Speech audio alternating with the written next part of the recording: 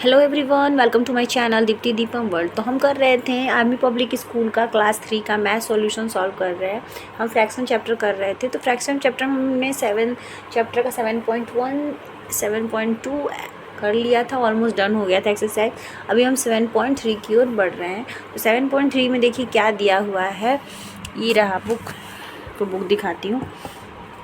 ये है बुक, फिर से एक बार मैं बुक दिखा देती हूँ। ये वाला बुक है आर्मी पब्लिक स्कूल का। देखिए यहाँ पे एक्सरसाइज 7.3 में क्या दिया है। मैं ये वाला क्वेश्चन सॉल्व करूँ। पहला number, right the numerator and denominator of the given fraction. यहाँ पे जो गिवन फ्रैक्शन दिया गया उसका न्यूमरेटर और डिनोमिनेटर लिखना है। तो चलिए इसको करते हैं। इसको मैंने यहाँ पे डन कर लिया है बोर्ड के ऊपर। तो देखिए 1 नंबर क्वेश्चन क्या है, राइट न्यूमरेटर, द नहीं है, right numerator and denominator of the given fraction. यहाँ पे जो फ्रैक्शन दिया गया है उसका हमें न्यूमरेटर और डिनोमिनेटर बताना है। तो देखिए न्यूमरेटर कौन होता है, यहाँ पे आपको सब चीज़ दिखा दिया गया, यहाँ पे हमें कुछ करना ही नहीं है। लेकिन ये चीज़ जान जाइए स्टूडेंट्स कि न्यूमरेटर वो होता है जो ऊपर रहता है, डिनोमिनेटर वो होता है जो नीचे होता है। उसे हम डिनोमिनेटर कहते हैं नीचे वाले पार्ट को, और ऊपर वाले पार्ट को कहते हैं न्यूमरेटर। जो भी फ्रैक्शन का ऊपर में जो संख्या लिखी होती है उसे न्यूमरेटर कहा जाता है, और जो संख्या नीचे लिखी होती है उसे डिनोमिनेटर कहा जाता है। तो उसी तरह देखिए यहाँ पे अगर 1 है तो ये हमारा न्यूमरेटर होगा, तो यहाँ पे हम 1 लिखेंगे। और यहाँ डिनोमिनेटर है 5, तो यहाँ पे हमारा 5 लिखाएगा। क्लियर है। बी नंबर में देखते हैं, 9 अगर हमारा ऊपर है तो 9 हमारा न्यूमरेटर है, और 15 अगर नीचे है तो 15 हमारा डिनोमिनेटर है। उसके बाद 7 अगर ऊपर है तो 7 हमारा न्यूमरेटर है, और 10 नीचे है तो 10 हमारा डिनोमिनेटर है। उसी तरह इधर 5 अगर ऊपर है तो 5 हमारा न्यूमरेटर है, और 11 हमारा डिनोमिनेटर है। हमेशा जो न्यूमरेटर होता है वो डिनोमिनेटर से बड़ा होता है। जब भी देखिएगा न्यूमरेटर से डिनोमिनेटर बड़ा होगा, कभी भी डिनोमिनेटर न्यूमरेटर से छोटा नहीं होगा। यहाँ पे देख सकते हो 1 था, नीचे डिनोमिनेटर 5 था। यहाँ अगर 7 न्यूमरेटर था तो 10 था डिनोमिनेटर। यहाँ पे अगर 9 था तो 15 था। उसी तरह यहाँ पे 5 था तो 11 था। तो इसी के साथ 1 नंबर क्वेश्चन डन। आगे 2 नंबर की ओर बढ़ते हैं। दूसरा नंबर क्वेश्चन देखिए, right the fraction whose numerator and denominator are given as. जो यहाँ पे फ्रैक्शन है उसका दिया गया है, न्यूमरेटर और डिनोमिनेटर दिया गया है। तो हमें अब बताना है कि कौन किसका न्यूमरेटर है, कौन सा। हमें इस बॉक्स के अंदर लिख के दिखाना है। यहाँ नंबर दे दिया गया, हमें इसे लिखना है। बहुत ही सिंपल है, कुछ नहीं करना है। जो हम अभी ऊपर करे थे वही सेम चीज़ यहाँ नीचे भी करना है। कोई टफ नहीं है, बस सब बच्चों को समझ में आना चाहिए। जो नीचे भाग है उसे ये समझाने के लिए ही दिया गया है कि जो भाग नीचे रहता है उसे डिनोमिनेटर कहा जाता है, जो भाग ऊपर रहता है फ्रैक्शन में वो आपका न्यूमरेटर कहलाता है। तो देखिए ये ऊपर दिया, यहाँ सामने देखिए न्यूमरेटर लिख भी रखा है। तो हम यहाँ पे लिख देंगे 7, और यहाँ पे हम देंगे बाय का हाइफन लगाएंगे, और डिनोमिनेटर 18 है तो हम यहाँ पे 18 लिख देंगे। ठीक है। उसी तरह बी नंबर सवाल देखिए, बी नंबर क्वेश्चन में भी ऊपर जो 3 दिया हम 3 लिखेंगे, बाई करेंगे और यहाँ पे 13 लिखेंगे, तो ये हमारा डिनोमिनेटर हो जाएगा। तो ये हो गया हमारा सॉल्व। अब यहाँ देखिए 2 दिया, 2 बोले तो 2, 11 बोले तो 11। तो ये नीचे सबसे छोटा, मैंने बोला छोटा ऊपर रहता तो 2 ऊपर रहेगा न्यूमरेटर में, और डिनोमिनेटर में आपका 11 हो जाएगा। क्लियर है। इसके बाद देखिए इधर देखते हैं, डी नंबर 7 दिया है और 8 दिया है। तो 7 हमारा ऐसे हो जाएगा और नीचे हमारा 8 हो जाएगा। तो ये हो गया कंप्लीट। चारों सवाल आपका कंप्लीट हो गया। आगे बढ़ते हैं 3rd नंबर क्वेश्चन की ओर। क्वेश्चन नंबर 3 देखिए क्या दिया है, right a fraction for the shaded part in both numbers and words for each of this figures, also complete the table. देखिए यहाँ पे जो फ्रैक्शन शेडेड पार्ट दिया है उसका हमें फ्रैक्शन बताना है। ठीक है, बोथ। अब यहाँ पे देखिए क्या दिया है नीचे, इसको कंप्लीट करना है इस टेबल को। तो देखिए यहाँ पे एक फिगर दे रखा है, फिगर हमारा ये बना हुआ है। ठीक है, 5 बने हुए हैं, 1 2 3 4 5 फिगर। अब यहाँ पे देखिए फ्रैक्शन लिखना है। यहाँ पे हमें ये जो फिगर बने हुए हैं इनका हमें यहाँ पे फ्रैक्शन लिखना है। कैसे, नंबरल में भी लिखना है और वर्ड में भी लिखना है। नंबर में भी लिखना है और वर्ड्स में भी लिखना है। और फिर यहाँ पे हमें न्यूमरेटर और डिनोमिनेटर बताना है इनका, कि कौन सा है न्यूमरेटर है और कौन सा डिनोमिनेटर है। क्लियर हो गया क्वेश्चन। चलिए तब इसको करते हैं। देखिए मैंने यहाँ पे बना लिया है चार्ट। ये रहा figure, fraction, numerator and denominator, यहाँ पे नंबरल्स एंड यहाँ पे वर्ड्स, इन वर्ड्स, यानी जो यहाँ पे हम फ्रैक्शन करेंगे उसका हमें वर्ड्स में लिखना होगा। यहाँ पे मैंने बस 4 ही अभी किया, ABCD लिखा है, ई रह गया है, ई बाद में कर लेंगे। तो देखिए यहाँ पे सबसे पहले हमें एक स्क्वायर दिख रहा है। स्क्वायर में देखिए एक पार्ट जो है 4 में से एक भाग जो है हमारा भरा हुआ है, तो क्या होगा फ्रैक्शन इसका 1/4 हो जाएगा। तो 1/4 को हम कैसे लिखेंगे, अगर नंबर में लिखेंगे तो सॉरी वर्ड्स में लिखेंगे तो लिखेंगे 1/4 लिखेंगे ना, ये हो गया हमारा नंबर। और मैंने भी बोला था ऊपर वाला जो हिस्सा होता है ये न्यूमरेटर होता है और नीचे का हिस्सा डिनोमिनेटर, तो 1 इसका होगा न्यूमरेटर और 4 होगा आपका डिनोमिनेटर। क्लियर। उसी तरह देखिए दूसरा, इसमें कितने पार्ट हैं, 3 पार्ट हैं सेडेड, और कितने नहीं हैं, 1 टोटल काउंट करते हैं, 1 2 3 4 5 6 7 8 9, यानी 9 पार्ट हैं टोटल। 1 2 3 4 5 6 7 8 9 10, सॉरी वही सोचो 9 कैसे होगा, 9 नहीं 10 पार्ट है, और 10 पार्ट में से इसमें कितने पार्ट सेडेड हैं, 3 पार्ट जो हैं वो सेडेड हैं, 1 2 3, यानी 10 पार्ट था सेडेड, 3 पार्ट सेडेड था, 10 पार्ट टोटल था, तो 3/10 हो जाएगा।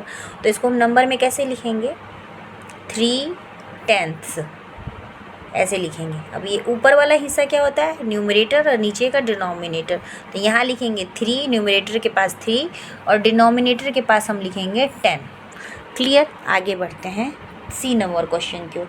सी नंबर क्वेश्चन देखिए, एक सर्कल है, सर्कल में कितने हैं, इस तरह का सर्कल बना हुआ है, फिर से बना दे रही हूँ, बीच में से और ऐसे ऐसे ऐसे, तो ये 1 2 3 4 5 6 7 8 पार्ट टोटल था। 8 में से इसका 3 पार्ट जो है वो सेडेड है, 3 नहीं 5 पार्ट सेडेड है, 1 2 3 4 5 भाग है सेडेड, बच गए हमारे पास 3 भाग, यानी हमारा होगा 3/10। फिर से सेम है 3/10, सॉरी 3/8 है, सॉरी 3/8 है, तो हम लिखेंगे वर्ड में 3/8, जी है ये, ठीक है, GHTHS 8। यह न्यूमरेटर में हमारा क्या हो जाएगा 3, न्यूमरेटर में 3, डिनोमिनेटर में लिखेंगे 8, ठीक है, 3/8, 3 8 3 और 8, ये हो गया। अब डी नंबर क्वेश्चन देखिए, डी नंबर में हमें एक स्क्वायर फिर से दिख रहा है, 1 2 3 4 5 6 7 8 9 भाग है टोटल, तो चलिए 9 है, और सेडेड कितने हैं, 1 2 3 4 पार्ट है सेडेड, यहाँ लिखेंगे 9, यहाँ लिखेंगे 4 पार्ट है, 1 2 3 4 पार्ट सेडेड है, 9 पार्ट जो है वो हमारा टोटल है, तो यहाँ लिखेंगे 4/9 नंबर में लिख दिया हमने। तो ऊपर वाला भाग क्या होता है न्यूमरेटर, तो ऊपर लिखेंगे 4, न्यूमरेटर वाले भाग में 4 और डिनोमिनेटर वाले भाग में लिखेंगे 9। तो इसी के साथ ये हमारा जो चार्ट था वो कंप्लीट हो चुका है, आप देख सकते हो। क्लियर। आई होप सो आपको मेरा वीडियो पसंद आ रहा होगा। वीडियो अगर यूज़फुल लग रहा हो तो प्लीज़ चैनल को सब्सक्राइब करके बेल आइकन दबा दें, ताकि मेरे नोटिफिकेशन आपको आगे भी मिलते रहें। आगे मैं जो भी वीडियो स्टडीज़ वाली डालूँ आपको मेरे एंड प्लीज़ सपोर्ट करें। कोई भी अगर आपके सपोर्ट और एक लाइक से हमारा मनोबल बढ़ता है और हमें वीडियो बनाने का मन करता है। अगर वीडियो यूज़फुल लगता हो तो प्लीज़ लाइक शेयर और लाइक करें, शेयर करें एंड प्लीज़ कमेंट करें अगर आपको कुछ भी पूछना है तो यहाँ पे एक देखिए ऐसे बना हुआ है, षटकोण टाइप का लग रहा है। तो देखिए इसमें टोटल कितने पार्ट सेटेड हैं, 1 2 3 4 5 6 7 पार्ट जो है सेटेड है। और टोटल कितने हैं वो काउंट करते हैं, 1 2 3 4 5 6 7 8 9 10 11 12, यानी टोटल पार्ट इसमें 12 हैं और 7 पार्ट हमारा सेडेड है। तो हम क्या करेंगे, लिखेंगे 7/12 ये लिखेंगे। और हमें अब इसे क्या करना है, नंबर में लिखना है। तो लिखेंगे 7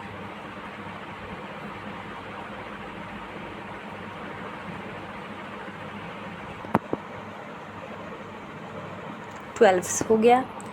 अब हमारा ऊपर का भाग क्या होता है, न्यूमरेटर कहलाता है, नीचे का डिनोमिनेटर। तो न्यूमरेटर में हम लिखेंगे 7 और डिनोमिनेटर में लिखेंगे 12। इसी के साथ क्वेश्चन नंबर 3 जो है वो ख़त्म हो गया।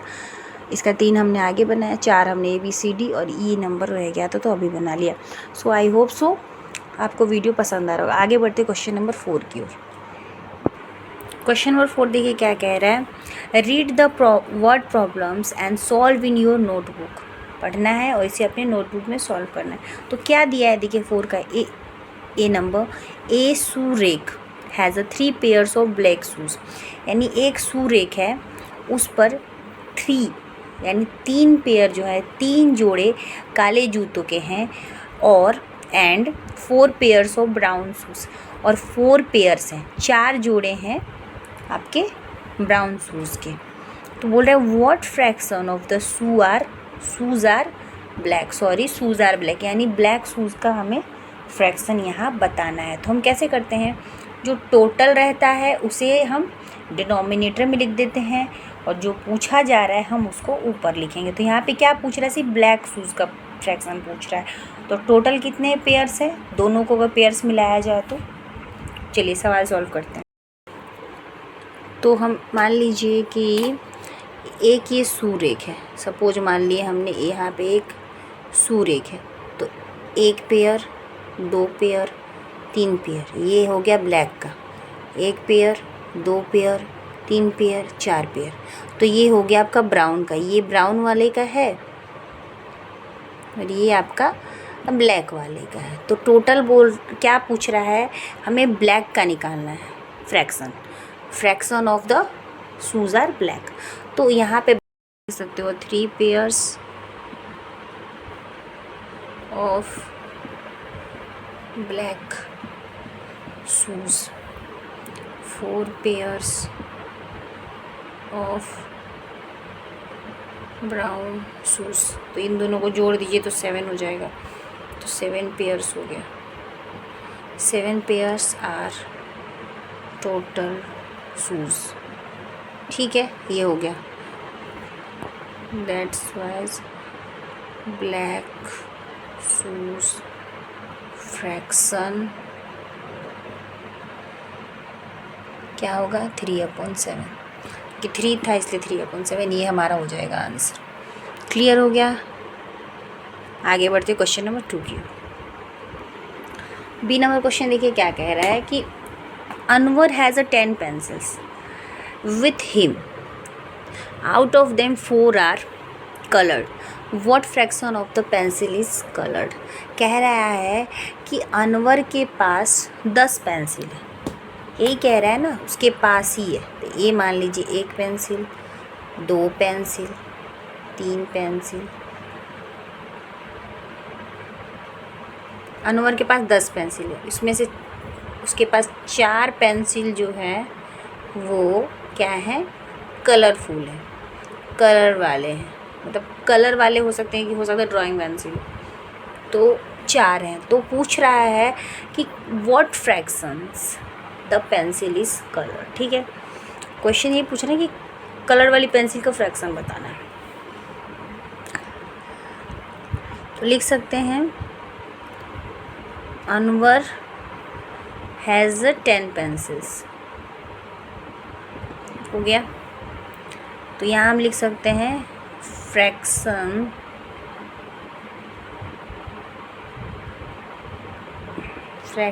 ऑफ द कलर्ड पेंसिल, ये लिख सकते हैं।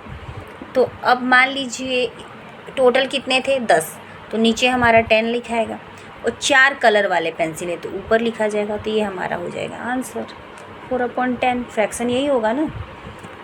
अब एक डब्बे में 10 पेंसिल है, उसमें से 4 कलर वाली है, तो हम क्या करेंगे, जो कलर वाली है वो फ्रैक्शन जो पूछ रहा है ऊपर चला गया 4/10, ये आपका हो जाएगा आंसर। क्लियर, ये 4 पेंसिल हो जाएंगे न्यूमरेटर और बाकी जो पूरे हैं वो नीचे डिनोमिनेटर में चले जाएंगे। आगे बढ़ते हैं क्वेश्चन नंबर सी की ओर। क्वेश्चन नंबर सी देखिए क्या कह रहा है, Aarti has a 12 bangles with her. Aarti के पास 12 कंगन है, ठीक है। आउट ऑफ देम 3 आर, जिसमें से 3 ग्रीन कलर के हैं, 4 आर रेड, 4 जो हैं वो लाल कलर के हैं, and the rest are blue, और जो बाकी बचे हैं वो नीले कलर के हैं। तो what fraction of the bangles are blue, तो ब्लू बैंगल्स कितने हैं उसका फ्रैक्शन हमें बताना है, जो भी है जितने भी है उसका हमें फ्रैक्शन निकालना है। तो देखिए क्या कह रहा था कि आरती के पास टोटल बैंगल्स कितने हैं? 12 हैं, यही कह रहा है। जिसमें से ग्रीन बैंगल्स 3 हैं, रेड बैंगल्स 4 हैं। तो हमें ब्लू का फ्रैक्शन निकालना है। तो देखिए 4 और 3 को अगर हम जोड़ते हैं तो 7 हो जाता है टोटल। दोनों को हमने, हमें सिर्फ ब्लू का पूछ रहा है। तो टोटल बैंगल्स कितने थे? टोटल बैंगल्स थे 12। 12 में से 7 को माइनस करेंगे। हमने सिर्फ रेड और ग्रीन को जोड़ लिया, तो रेड ग्रीन को हमने जोड़ा तो 7 आया। तो 12 में से अगर हम 7 को माइनस करेंगे तो पता चल जाएगा कि ब्लू बैंगल्स कितने थे। तो 12 में से 7 निकालेंगे तो हमारा आएगा 5, यानी कि ब्लू बैंगल्स कितने हैं? 5 हैं। तो अगर 5 निकल चुका है तो टोटल जो है वो नीचे जाएगा और ब्लू बैंगल्स तो लिखेंगे fractions of the blue bangles कितने थे? 5 थे और टोटल 12 थे। ये हमारा हो जाएगा answer. Clear? I hope so आपको कोई प्रॉब्लम नहीं हुआ होगा। अगर कोई भी डाउट हो तो कमेंट सेक्शन पे कमेंट करें, डाउट क्लियर करें। मिलते हैं फिर नेक्स्ट चैप्टर 7.4 के साथ। वीडियो अगर यूज़फुल लगे तो like share comment. Bye bye and thank you.